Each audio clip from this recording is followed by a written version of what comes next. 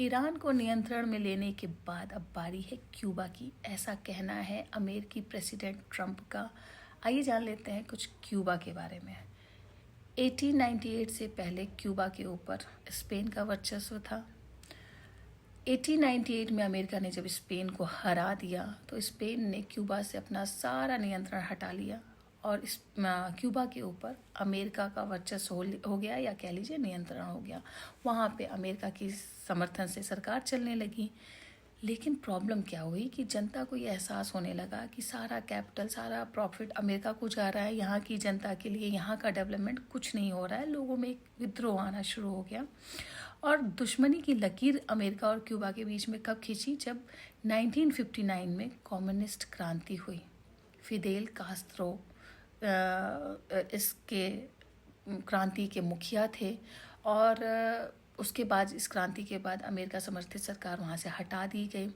Fidel Castro की जो नज़दीकी थी वो यूएसएसआर, सोवियत संघ से बढ़ती चली गई। उन्होंने अपने क्यूबा को या अपने लैंड को परमाणु मिसाइल रखने के लिए सोवियत संघ को दे दिया। सोवियत संघ ने अपनी मिसाइलें वहाँ पे रख दी। 1960 में जब अमेरिका को जब पता चला कि सोवियत संघ की मिसाइलें यहाँ पे रखी है तो उसने इसका विरोध करते हुए वहाँ की सरकार बदलने की कोशिश की। 1961 में बे ऑफ पिंक्स हमले के माध्यम से, फिर ऑपरेशन मोंगूज के माध्यम से और 1962 में क्यूबा मिसाइल संकट के जरिए से वहाँ से की सरकार हटाने की कोशिश करता रहा अमेरिका, बट एनी हाउ सफल नहीं रहा। फिर रशिया और अमेरिका के बीच में कुछ कॉन्ट्रैक्ट हुए गुपचुप तरीके से कि रशिया वहाँ से अपनी मिसाइल हटा लेगा, उसके बदले में अमेरिका भी कुछ करेगा। एंड दोनों की दुश्मनी ख़त्म नहीं हुई।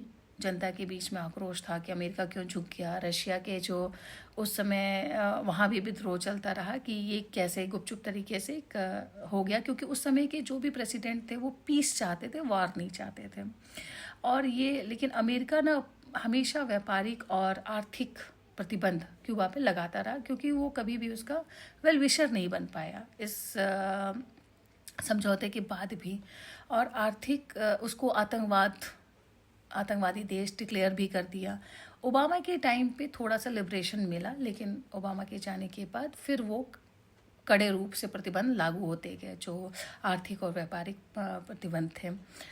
एंड अभी जो वेनेजुला के प्रधानमंत्री को ट्रंप ने उठवा लिया था, उसके बाद वेनेजुला से जो ऑयल ईंधन जाता था क्यूबा में वो टोटली बंद हो गया।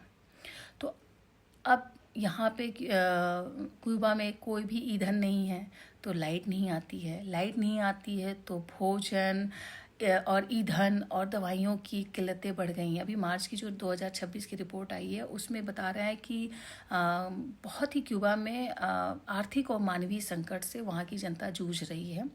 और क्योंकि ईंधन की सप्लाई नहीं है वहाँ पे, पूरी तरह से रोक दिया गया। आर्थिक मदद को अमेरिका ने पूरी तरीके से रोक दिया है। तो क्यूबा इस समय एक अंदर ही अंदर विद्रोह में डूबा हुआ है, या कह लीजिए अंदर ही अंदर एक विद्रोह चल रहा है, मानवीय संकट चल रहा है।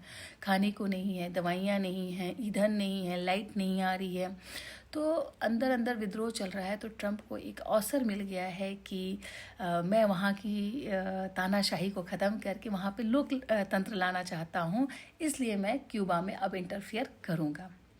और उनको वहाँ की जनता का मुझे लगता है सहयोग भी मिल जाएगा, क्योंकि जनता इस समय त्राहिमाम कर रही है। तो ये छोटी सी कहानी है क्यूबा की। आप समझ सकते हैं कि किस तरह से तानाशाही चल रही है, कभी लोकतंत्र बचाने के नाम से, कभी आसपास की सिक्योरिटी के नाम पे, कभी न्यूक्लियर वेपन के नाम पे। तो इस समय तानाशाही चल रही है, क्योंकि राजनीति की दो आइडियोलॉजी है, जिस पे एक पे अमेरिका चलता है और एक पे रशिया चलता है। इस पे हम बाद में बात करेंगे। तब तक के लिए आप वेट करिए कि अब क्यूबा के साथ क्या होने वाला है।